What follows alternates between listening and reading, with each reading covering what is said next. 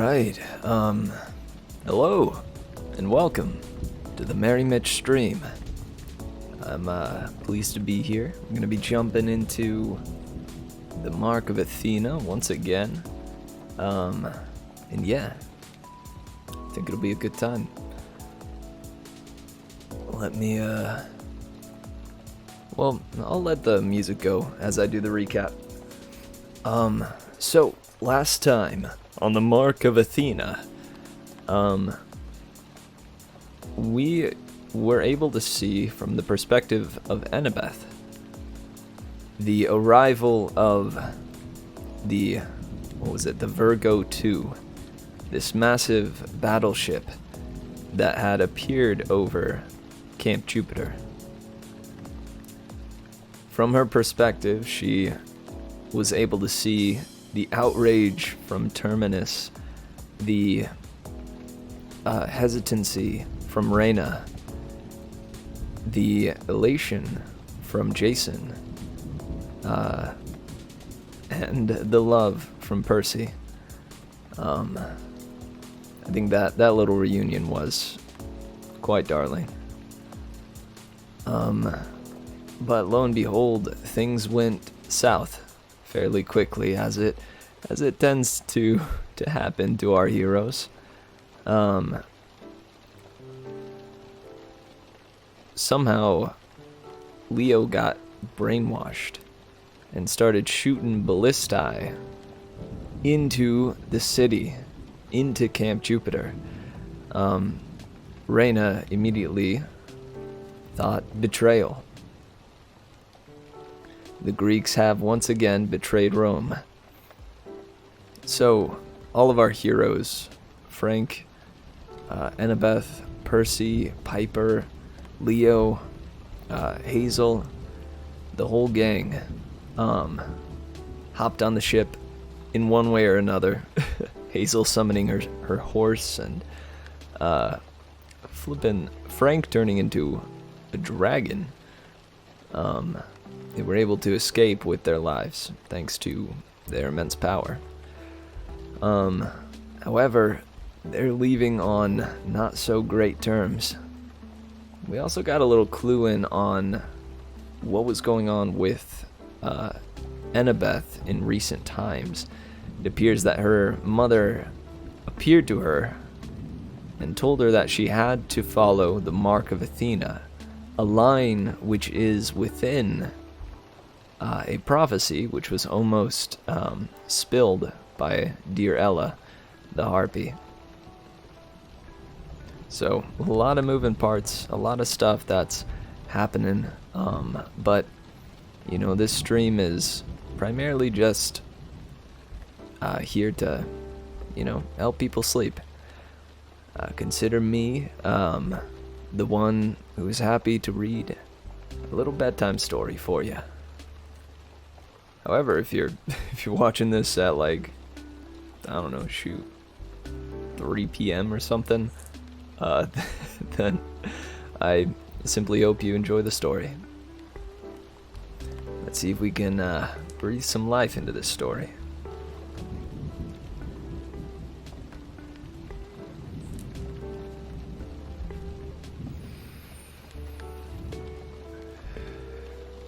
Oh, the music is still going. Hang on. As much as I do love the music, don't know if it'll go along with this this next part so well. Alright, this is The Mark of Athena by Rick Riordan. Chapter 5, Leo. Leo wished he could invent a time machine. He'd go back 2 hours and undo what had happened. Either that, or he could invent a slap Leo in the face machine to punish himself, though he doubted it would hurt as badly as the look Annabeth was giving him. "One more time," she said. "Exactly what happened?" Leo slumped against the mast. His head still throbbed from hitting the deck. All around him, his beautiful new ship was in shambles. The aft crossbows were piles of kindling. The foresail was tattered. The satellite array that powered the onboard internet and TV was blown to bits, which had really made Coach Hedge mad. Mad. Their bronze dragon figurehead, Festus, was coughing up smoke like he had a hairball, and Leo could tell from the groaning sounds on the port side that some of the aerial oars had been knocked out of alignment or broken off completely, which explained why the ship was listing and shuddering as it flew, the engine wheezing like an asthmatic steam train. He choked back a sob. I don't know. It's fuzzy. Too many people were looking at him. Annabeth. Leo hated to make her angry. That girl scared him. Coach Hedge, with his furry goat legs, his orange polo shirt, and his baseball hat. Or baseball bat, excuse me. Did he have to carry that everywhere? And the newcomer, Frank. Leo wasn't sure what to make of Frank. He looked like a baby sumo wrestler, though Leo wasn't stupid enough to say that out loud. Leo's memory was hazy, but while he'd been half-conscious, he was pretty sure he'd seen a dragon land on the ship. A dragon that had turned into Frank. Annabeth crossed her arms. You mean you don't remember? Leo felt like he was trying to swallow a marble. I remember, but it's like I was watching myself do things. I couldn't control it. Coach Hedge tapped his bat against the deck. In his gym clothes, with his cap pulled over his horns, he looked just like he used to at the wilderness school, where he'd spent a year undercover as Jason, Piper, and Leo's PE teacher. The way the old satyr was glowering, Leo almost wondered if the coach was going to order him to do push-ups. Look, kid, Hedge said. You blew up some stuff. You attacked some Romans. Awesome! Excellent! But did you have to knock out the satellite channels? I was right in the middle of watching a cage match. Coach, Annabeth said, why don't you make sure all the fires are out? But I already did that. Do it again. The satyr trudged off, muttering under his breath. Even Hedge wasn't crazy enough to defy Annabeth. She knelt next to Leo. Her gray eyes were as steely as ball bearings. Her blonde hair fell loose around her shoulders.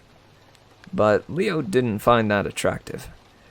He had no idea where the stereotype of dumb, giggly blondes came from.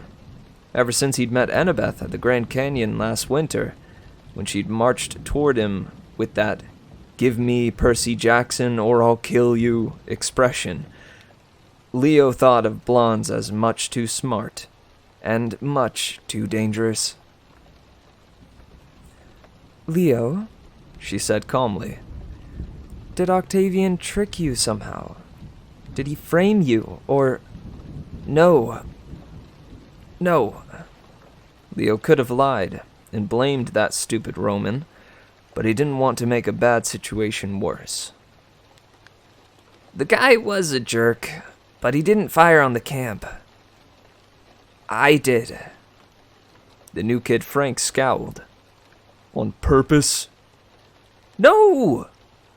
Leo squeezed his eyes shut. Well, yes. I mean, I didn't want to. But at the same time, I felt like I wanted to. Something was making me do it. There was this cold feeling inside of me. A cold feeling. Annabeth's tone changed. She sounded almost Scared. Yeah, Leo said. Why? From below decks, Percy called up. Annabeth, we need you. Oh gods, Leo thought. Please let Jason be okay. As soon as they'd gotten on board, Piper had taken Jason below. The cut on his head had looked pretty bad. Leo had known Jason longer than anyone at Camp Half-Blood. They were best friends. If Jason didn't make it, he'll be fine. Annabeth's expression softened. Frank, I'll be back. Just watch Leo, please. Frank nodded. If it was possible for Leo to feel worse, he did. Annabeth now trusted a Roman demigod she'd known for like 3 seconds more than she trusted Leo. Once she was gone, Leo and Frank stared at each other. The big dude looked pretty odd in his bedsheet toga, with his gray pullover hoodie and jeans, and a bow and quiver from the ship's armory slung over his shoulder. Leo remembered the time he had met the Hunters of Artemis, a bunch of cute, lithe girls in silvery clothes, all armed with bows. He imagined Frank frolicking along with them. The idea was so ridiculous, it almost made him feel better. So, Frank said, your name isn't Sammy. Leo scowled. What kind of question is that? Nothing, Frank said quickly. Nothing. About the firing on the camp. Octavian could be behind it. Like, magically or something. He didn't want the Romans getting along with you guys. So... Leo wanted to believe that. He was grateful to this kid for not hating him. But he knew it hadn't been Octavian. Leo had walked to the ballista and started firing. Part of him had known it was wrong. He'd asked himself, what the heck am I doing? But he'd done it anyway.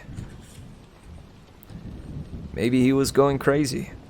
The stress of all those months working on the Argo 2 might have finally made him crack. But he couldn't think about that. He needed to do something productive. His hands needed to be busy. Look, he said, I should talk to Festus and get a damage report. You mind?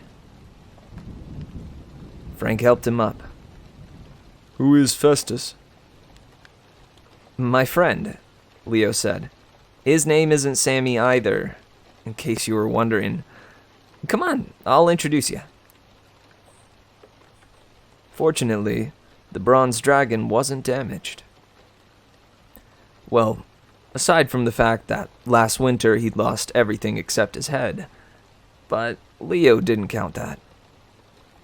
When they reached the bow of the ship, the figurehead turned 180 degrees to look at them. Frank yelped and backed away. It's alive, he said. Leo would have laughed if he hadn't felt so bad. Yeah, Frank, this is Festus. He used to be a full bronze dragon, but we had an accident. You have lots of accidents, Frank noted. Well, some of us can't turn into dragons, so we have to build our own. Leo arched his eyebrows at Frank. Anyway, I revived him as a figurehead.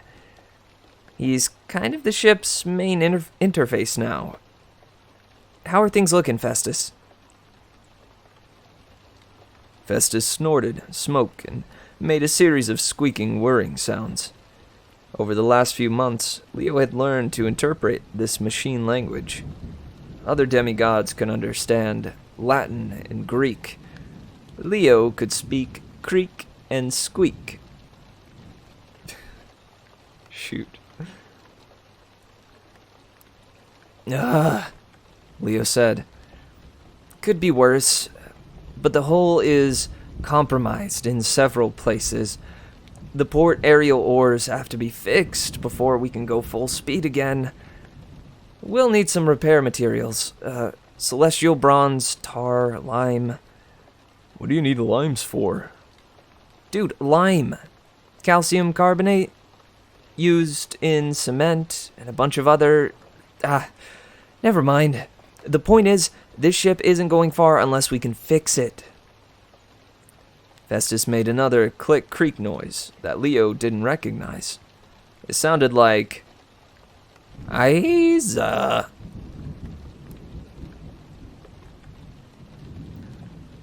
Oh! Hazel, he deciphered. That's the girl with the curly hair, right? Frank gulped. Is she okay? Yeah, she's fine, Leo said. According to Festus, her horse is racing along below. She's following us. We've got to land then, Frank said. Leo studied him. She's your girlfriend. Frank chewed his lip. Yes. Yes. You don't sound sure. Yes, definitely. I'm sure. Leo raised his hands. Okay, fine. The problem is we can only manage one landing. The way the hull and the oars are, we won't be able to lift off again until we repair. So we'll have to make sure we land somewhere with all the right supplies. Frank scratched his head. Where do you get celestial bronze? You can't just stock up at Home Depot. Festus, do a scan.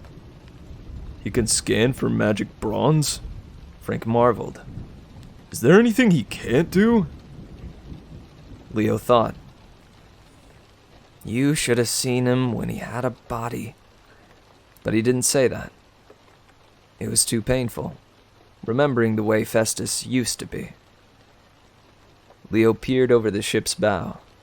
The Central California Valley was passing below. Leo didn't hold out much hope that they could find what they needed all in one place. But they had to try. Leo also wanted to put as much distance as possible between himself and New Rome. The Argo II could cover vast distances pretty quickly, thanks to its magical engine. But Leo figured the Romans and magic travel methods... the Romans probably had magic travel methods of their own. Behind him, the stairs creaked. Percy and Annabeth climbed up, their faces grim. Leo's heart stumbled. Is Jason... He's resting, Annabeth said. Piper's keeping an eye on him, but he should be fine. He should be fine. Percy gave him a hard look. Annabeth says you did fire the ballista. Man, I don't understand how it happened. I'm so sorry. Sorry, Percy growled. Annabeth put a hand on her boyfriend's chest. We'll figure it out later. Right now, we have to regroup and make a plan. What's the situation with the ship? Leo's legs trembled. The way Percy had looked at him made him feel the same as when Jason summoned lightning. Leo's skin tingled, and every instinct in his body screamed, Duck! He told Annabeth about the damage and the supplies they needed. At least he felt better talking about something fixable. He was bemoaning the shortage of celestial bronze when Festus began to whir and squeak. Perfect, Leo sighed with relief. What's perfect? Annabeth said. I could use some perfect right about now. Leo managed to smile. Everything we need in one place. Frank, why don't you turn into a bird or something? Fly down and tell your girlfriend to meet us at the Great Salt Lake in Utah.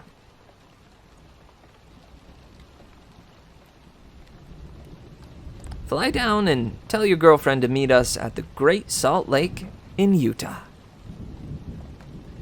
Once they got there, it wasn't a pretty landing. With the oars damaged and the foresail torn, Leo could barely manage a controlled descent.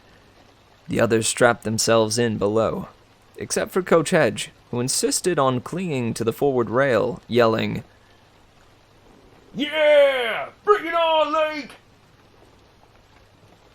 Leo stood astern, alone at the helm, and aimed as best he could.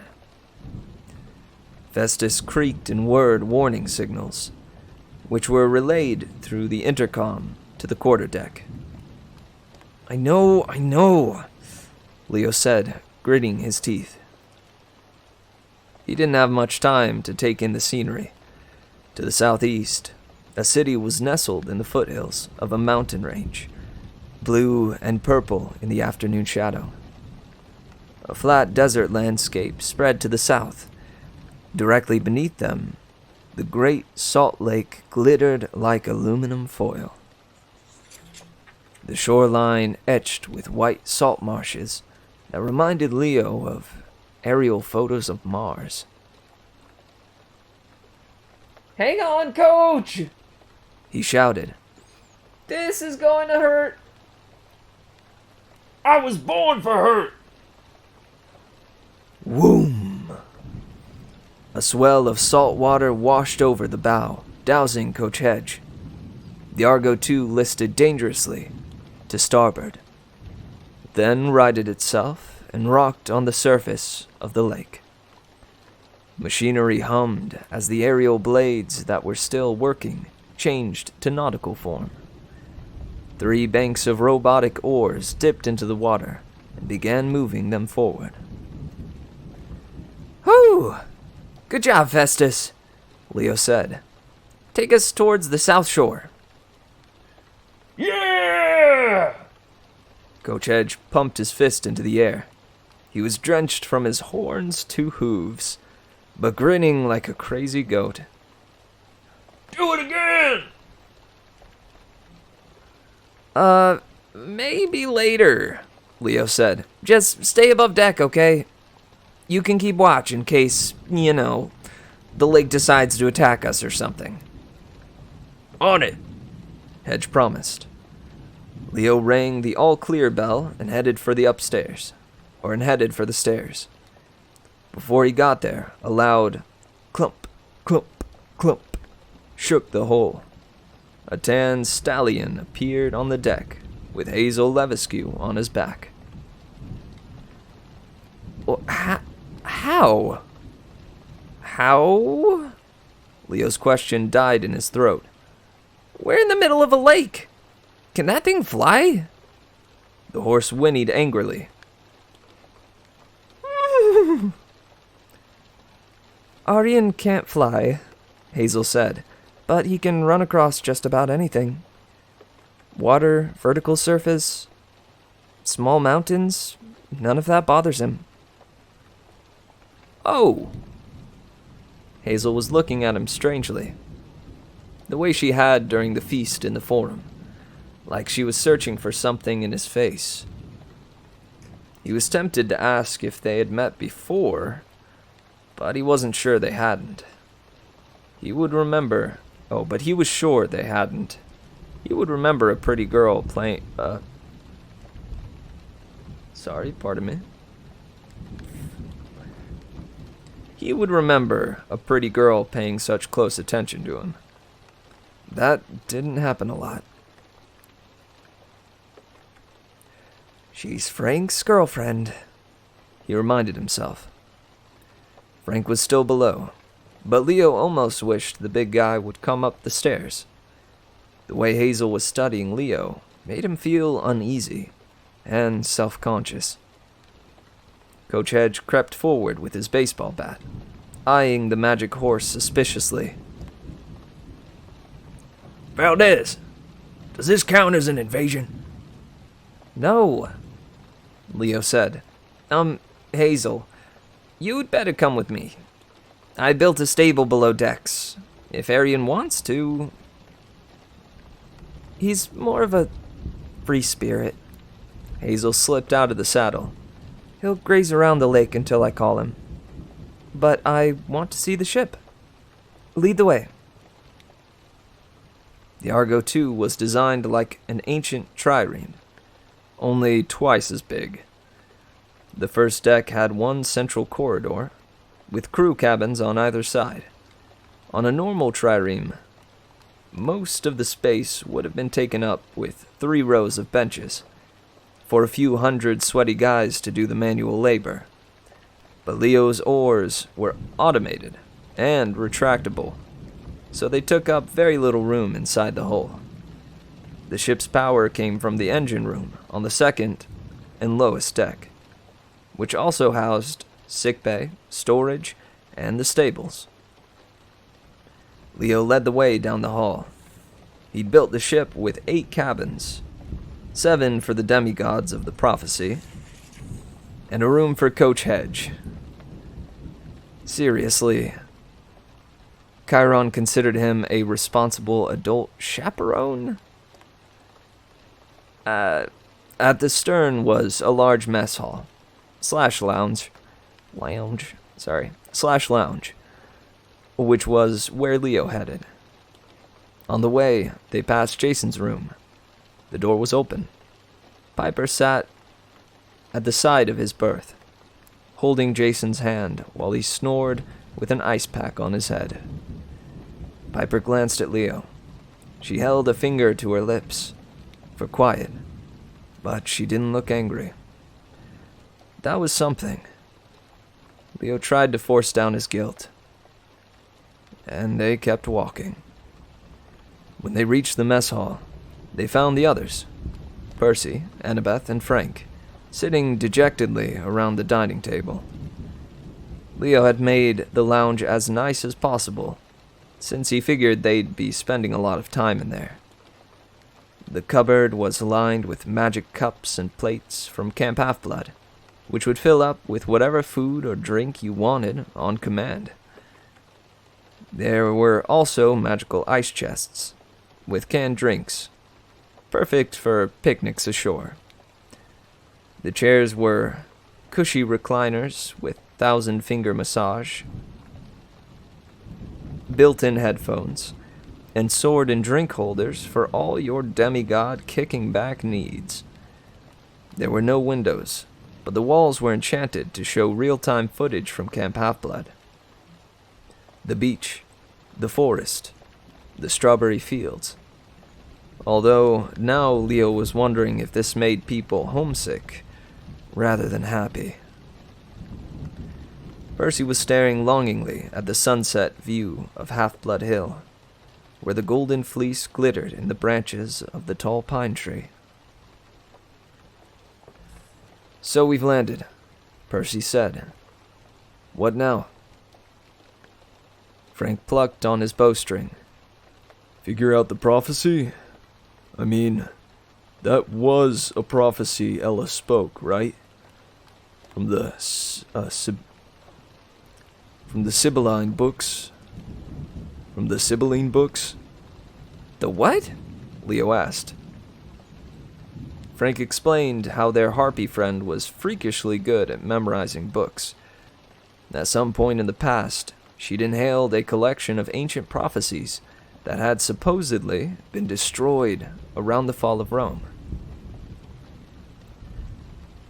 "That's why you didn't tell the Romans," Leo guessed. "You didn't want them to get a hold of her." Percy kept staring at the image of Half-Blood Hill. "Ella's sensitive. She was a captive when we found her. I just didn't want..." He made a fist. "It doesn't matter now. I sent Tyson an Iris message. Told him to take Ella to Camp Half-Blood. They'll be safe there." Leo doubted that any of them would be safe, now that he had stirred up a camp of angry Romans, on top of the problems they already had with Gaia and the Giants, but he kept quiet. Annabeth laced her fingers. let me think about the prophecy. But right now, we have more immediate problems. We have to get this ship fixed. Leo, what do we need? The easiest thing is tar. Leo was glad to change the subject. We can get that in the city, at a roofing supply store or someplace like that. Also, celestial bronze and lime. According to Festus, we can find both of those on an island in the lake, just west of here. We have to hurry, Hazel warned. If I know Octavian, he's searching for us with his auguries. The Romans will send a strike force after us. It's a matter of honor. Leo felt everyone's eyes on him. Guys, I don't know what happened. Honestly, Annabeth raised her hand. We've been talking. We agree it couldn't have been you, Leo. That cold feeling you mentioned, I felt it too. It must have been some sort of magic. Either Octavian or Gaia or one of her minions. But until we understand what happened... Frank grunted. How can we be sure it won't happen again? Leo's fingers heated up, like they were about to catch fire. One of his powers as a son of Hephaestus was that he could summon flames at will, but he had to be careful not to do so by accident, especially on a ship filled with explosives and flammable supplies. I'm fine now, he insisted, though he wished he couldn't be sure. Maybe we should use the buddy system. Nobody goes anywhere alone. We can leave Piper and Coach Hedge on board with Jason. Send one team into town to get tar, another team can go after the bronze and the lime. Split up? Percy said. That sounds like a really bad idea. It'll be quicker, Hazel put in. Besides, there's a reason a quest is usually limited to 3 demigods, right? Annabeth raised her eyebrows, as if reappraising Hazel's merits. You're right. The same reason we need the Argo too. Outside camp, 7 demigods in one place will attract way too much monstrous attention. The ship is designed to conceal and protect us. We should be safe enough on board, but if we go on expeditions, we shouldn't travel in groups larger than 3. No sense alerting more of Gaia's minions than we have to. Percy still didn't look happy about it, but he took Annabeth's hand. As long as you're my buddy, I'm good. Hazel smiled.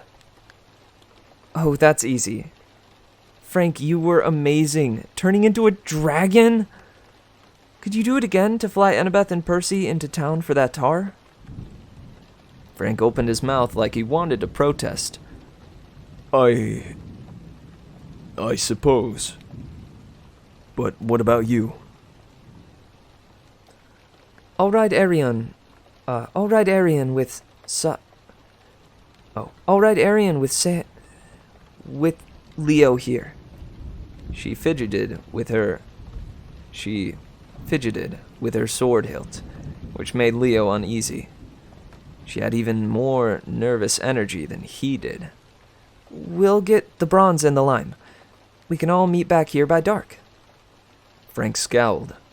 Obviously, he didn't like the idea of Leo going off with Hazel. For some reason, Frank's disapproval made Leo want to go. He had to prove he was trustworthy.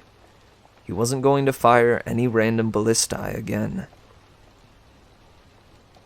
Leo, said Annabeth, if we get the supplies, how long to fix the ship? With luck, just a few hours. Fine, she decided. We'll meet you back here as soon as possible, but stay safe. We could use some good luck. that doesn't mean we'll get it.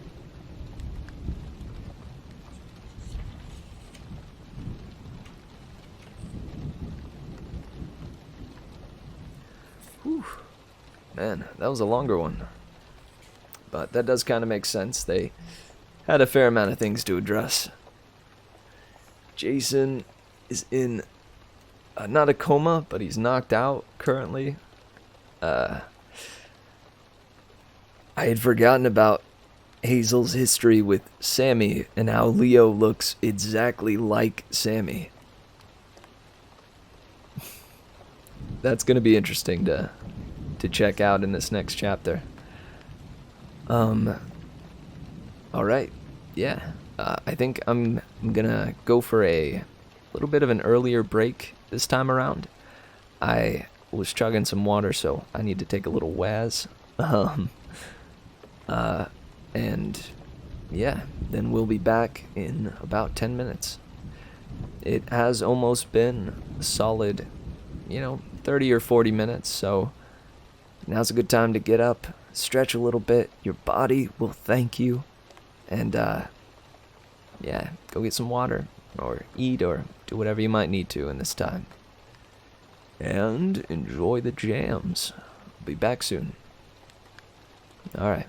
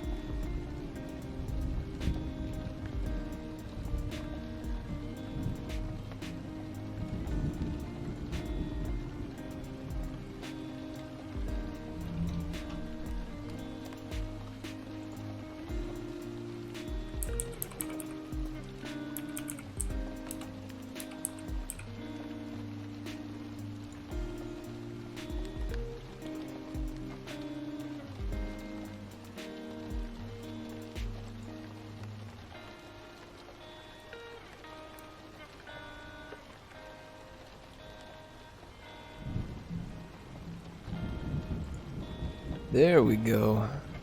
Alright, sorry about the delay. Hey, OBS just was crapping out there for a sec. It tends to do that, I think at least, once per stream or recording. Not sure what causes it, but it usually happens when I go to unmute myself sometimes, or to mute myself. It'll just like sit there and not actually process the input and such. Anywho, I hope you're ready for some more Heroes of Olympus. Yeah, let me pause the music here. And I hope your break was nice.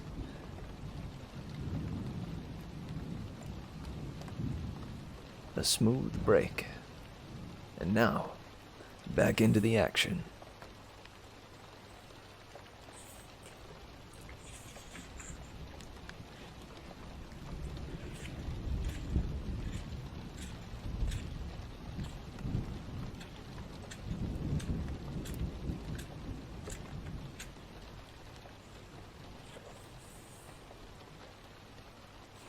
Okay. This is The Mark of Athena by Rick Riordan. Chapter 6. Leo.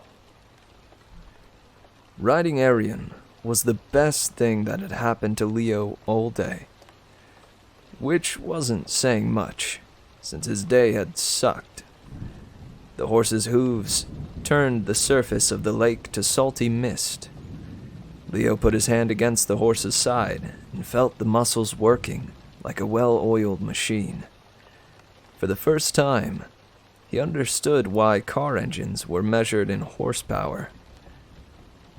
Arion was a four-legged Maserati.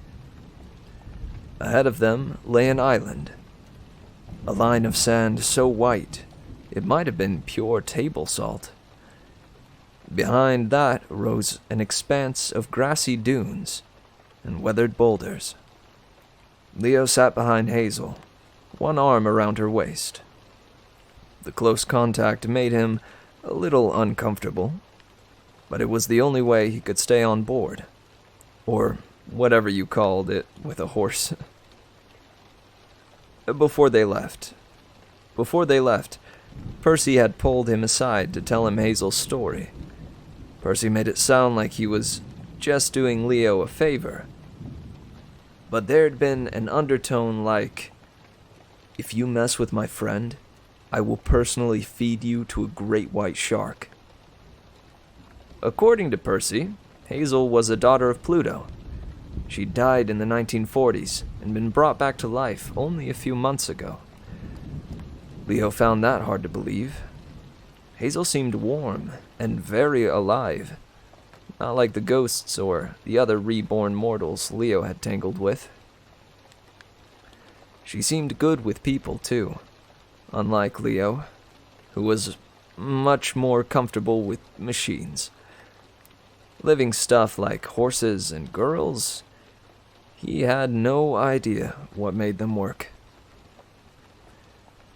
Hazel was also Frank's girlfriend, so Leo knew he should keep his distance.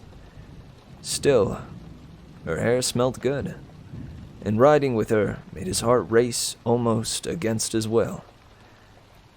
It must have been the speed of the horse. Arion thundered onto the beach. He stomped his hooves and whinnied triumphantly, like Coach Edge yelling a battle cry. Hazel and Leo dismounted. Arion pawed the sand. "He needs to eat," Hazel explained. "He likes gold, but..." "Gold?" Leo asked. "He'll settle for grass. Go on, Arion. Thanks for the ride. I'll call you." Just like that, the horse was gone. Nothing left but a steaming trail across the lake. "Fast horse," Leo said. "And expensive to feed." Not really, Hazel said. Gold is easy for me. Leo raised his eyebrows. How is gold easy? Please tell me you're not related to King Midas. I don't like that guy. Hazel pursed her lips, as if she regretted raising the subject. Never mind. That made Leo even more curious, but he decided it might be better not to press her. He knelt and cupped a handful of white sand. Well, one problem solved anyway. This is lime. Hazel frowned. The whole beach? Yeah, see? Yeah, see? The granules are perfectly round. Oh, yeah, see? The granules are perfectly round. It's not really sand. It's calcium carbonate. Leo pulled a Ziploc bag from his tool belt and dug his hand into the lime. Suddenly, he froze. He remembered all the times the earth goddess Gaia had appeared to him in the ground. Her sleeping face made of dust, or sand, or dirt. She loved to taunt him. He imagined her closed eyes and her dreaming smile swirling in the white calcium. Walk away, little hero, Gaia said. Without you, the ship cannot be fixed. Leo, Hazel asked. you okay? He took a shaky breath. Gaia wasn't here. He was just freaking himself out. Yeah, he said. Yeah, I'm fine. He started to fill the bag. Hazel knelt next to him and helped. We should have bought a pail and shovels. The idea cheered Leo up. He even smiled. We could have made a sandcastle. A lime castle. Their eyes locked for a second too long. Hazel looked away. You are so much like... Sammy? Leo guessed. She fell backward. You know? I have no idea who Sammy is, but Frank asked me if I was sure that wasn't my name. And it isn't? No! Jeez! You don't have a twin brother, or... Hazel stopped. Is your family from New Orleans? Nah, Houston. Why? Is Sammy a guy you used to know? It's nothing. You just look like him. Leo could tell she was too embarrassed to say more. But if Hazel was a kid from the past, did that mean Sammy was from the 1940s? If so, how could Frank know the guy? And why would Hazel think Leo was Sammy, all these decades later? They finished filling the bag in silence. Leo stuffed it in his tool belt, and the bag vanished. No weight, no mass, no volume. Though Leo knew it would be there as soon as he reached for it.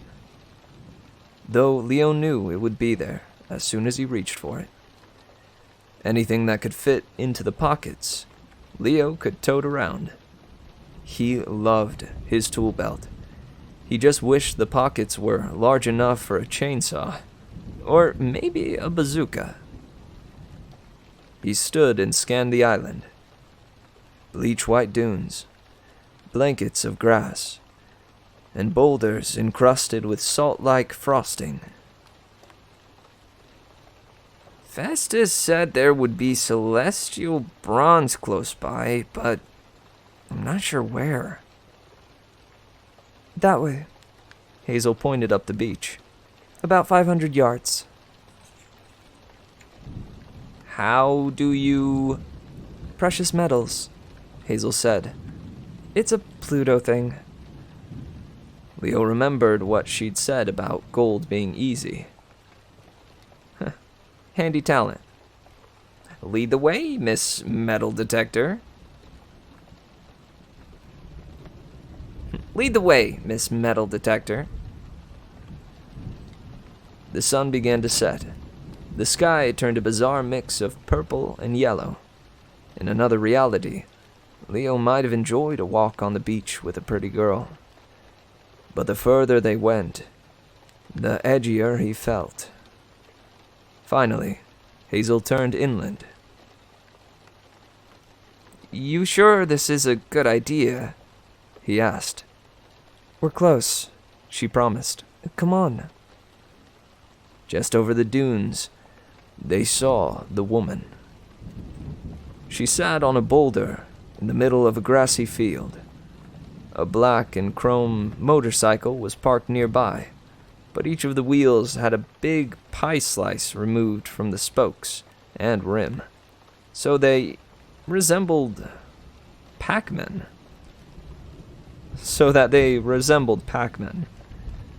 No way was the bike drivable in that condition. Oh, no way was the bike drivable in that condition.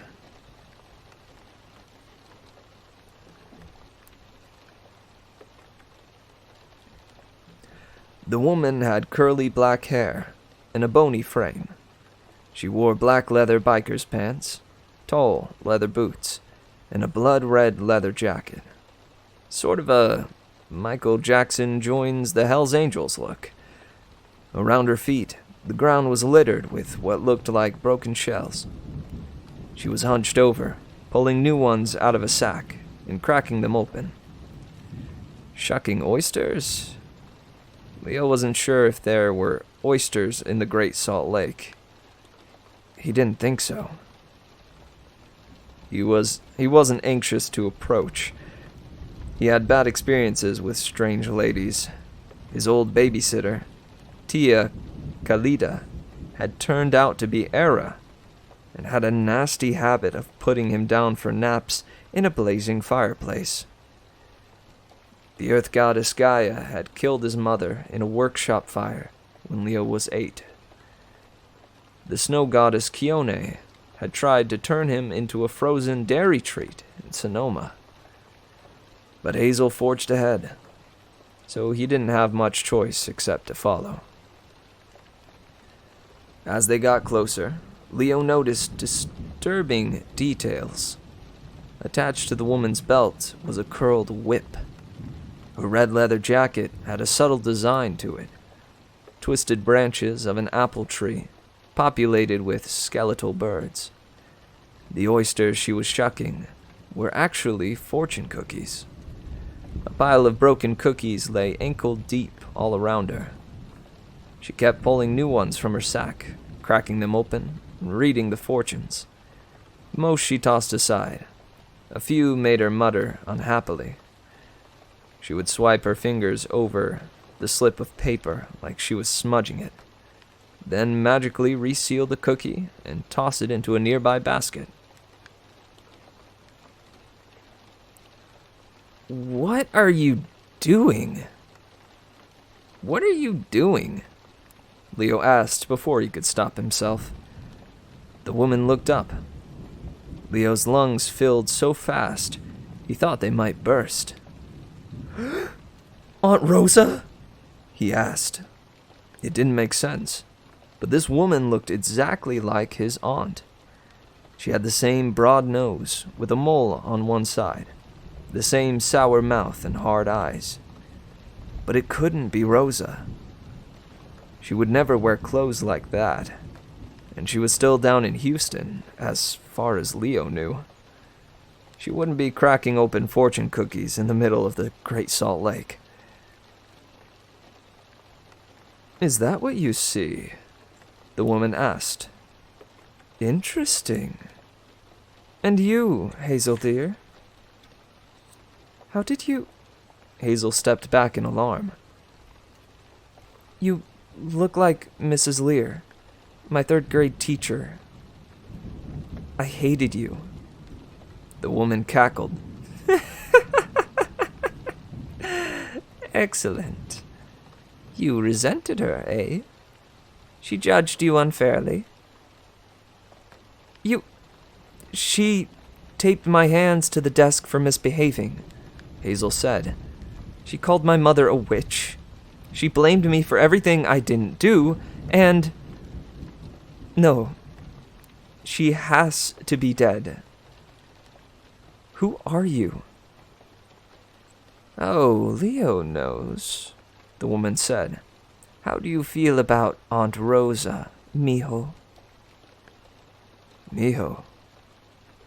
That was what Leo's mom had always called him. After his mom died, Rosa had rejected Leo. She called him a devil child. She blamed him for the fire that had killed her sister. Rosa had turned his family against him and left him, a scrawny, orphaned 8-year-old, at the mercy of social services.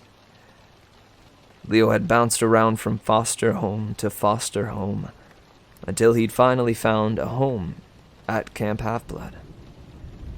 Leo didn't hate many people, but after all these years, on Rosa's face made him boil with resentment. How did he feel? He wanted to get even. He wanted revenge. His eyes drifted to the motorcycle with the Pac-Man wheels. Where had he seen something like that before? Cabin 16, back at Camp Half-Blood. The symbol over their door was a broken wheel. Nemesis, he said.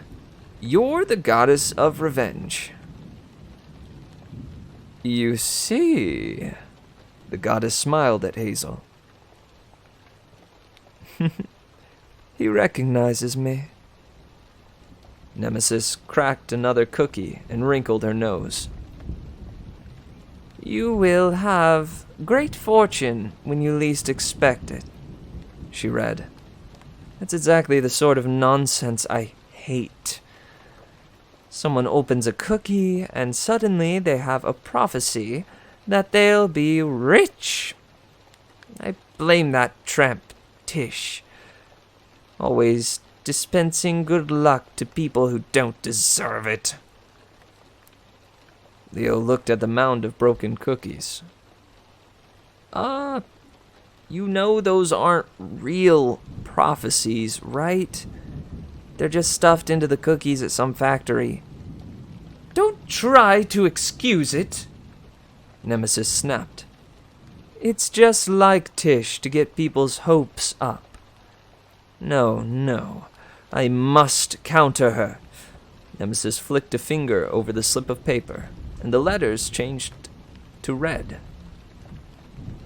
You will die painfully when you most expect it. There. Much better. That's horrible, Hazel said. You'd let someone read that in their fortune cookie? And it would come true? Nemesis sneered.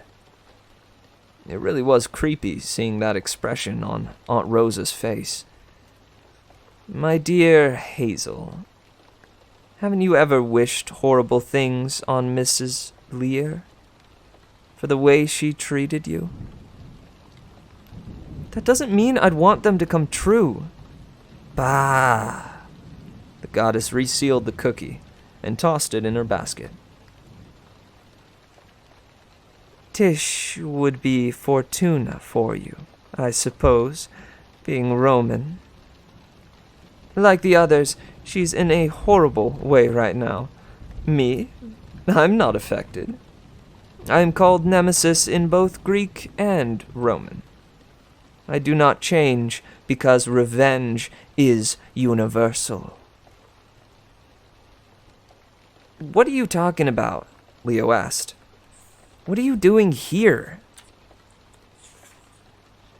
Nemesis opened another cookie. Lucky numbers. Ridiculous. That's not even a proper fortune. She crushed the cookie and scattered the pieces around her feet. To answer your question, Leo Valdez, the gods are in terrible shape. It always happens when a civil war is brewing between you Romans and Greeks. The Olympians are torn between their two natures, called on both sides. They become quite schizophrenic, I'm afraid. Splitting headaches, disorientation. But we're not at war.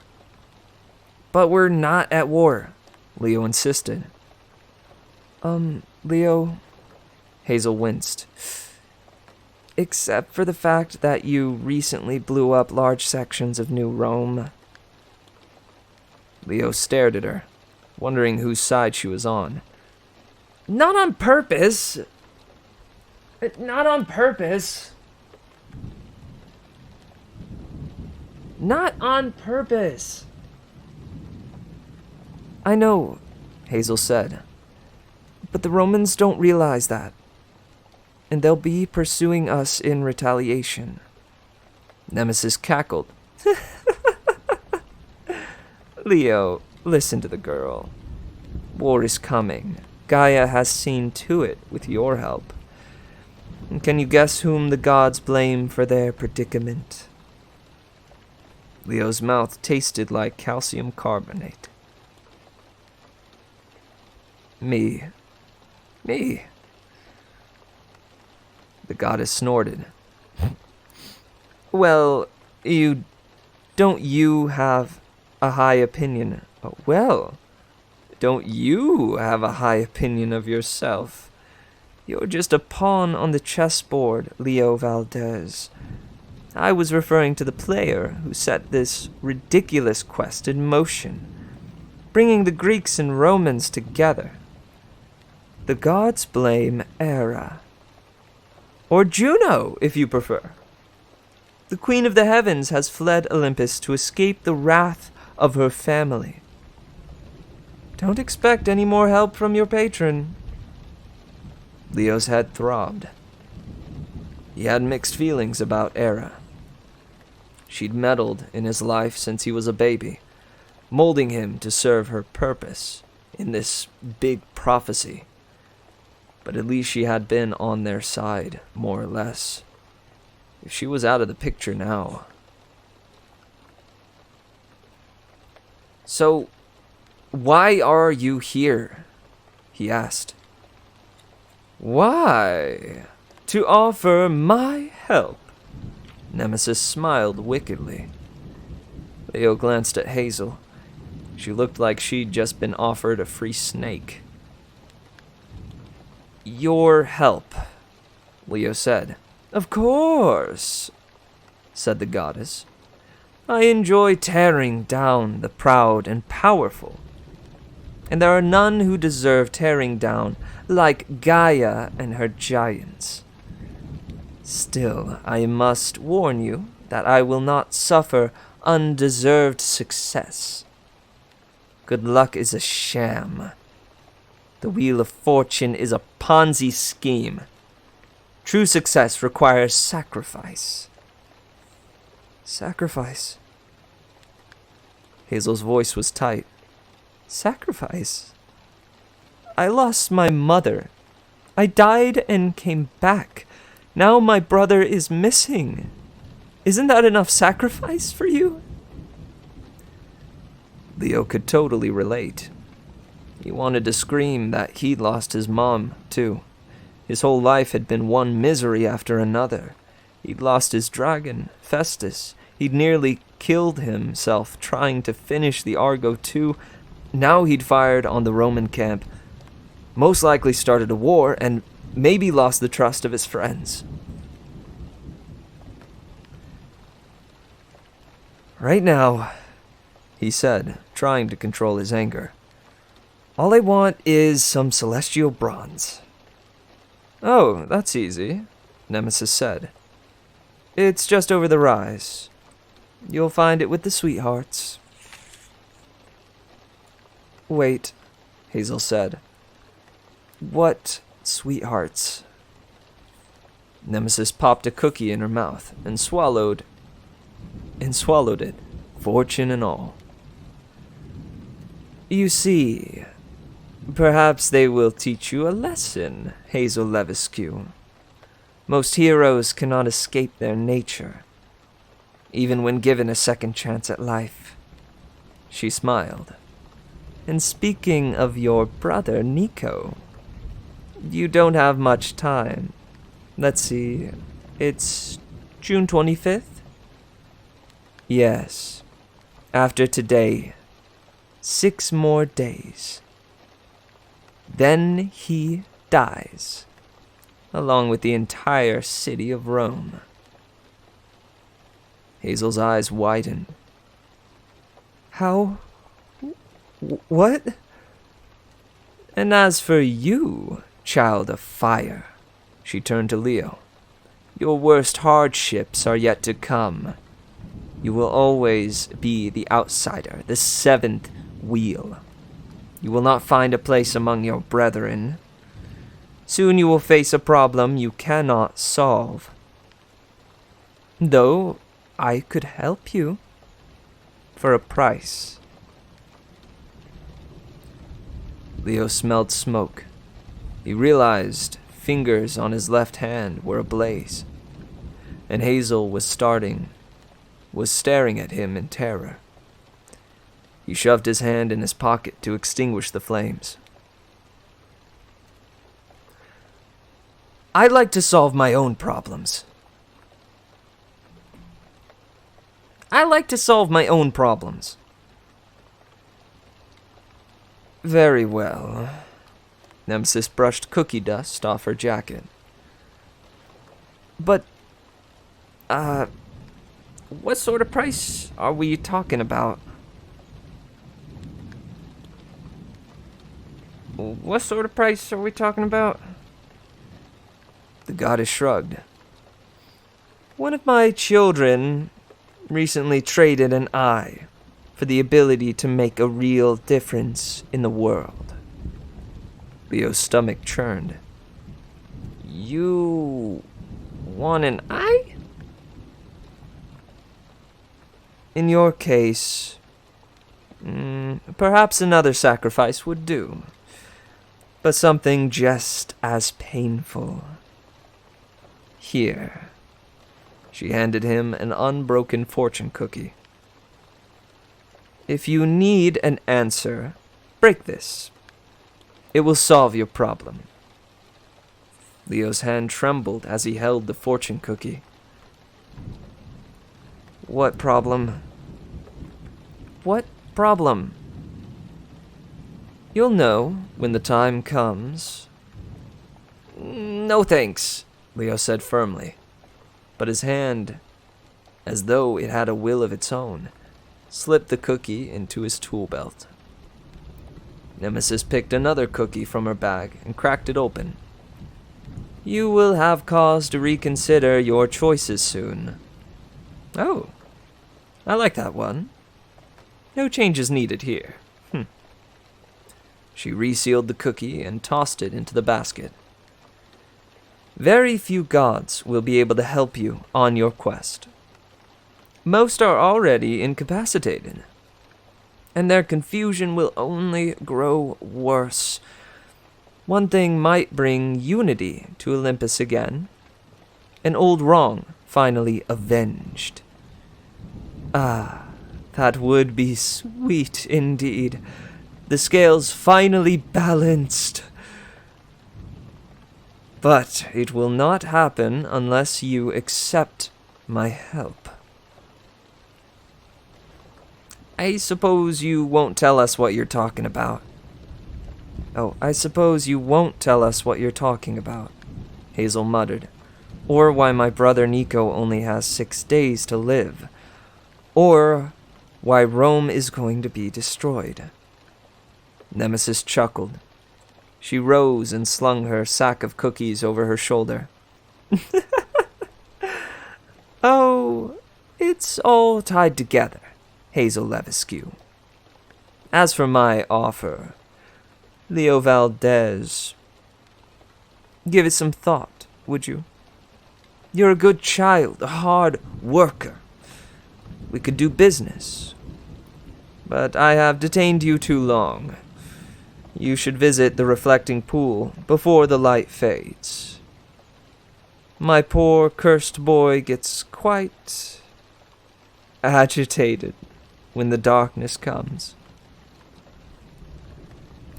Leo didn't like the sound of that, but the goddess climbed on her motorcycle. Apparently, it was drivable, despite those Pac-Man-shaped wheels, because Nemesis revved her engine and disappeared in a mushroom cloud of black smoke. Hazel bent down. All the broken cookies and fortunes had disappeared, except for one crumpled slip of paper. She picked it up and read, "You will see yourself reflected, and you will have reason to despair." Fantastic, Leo grumbled. Let's go see what that means.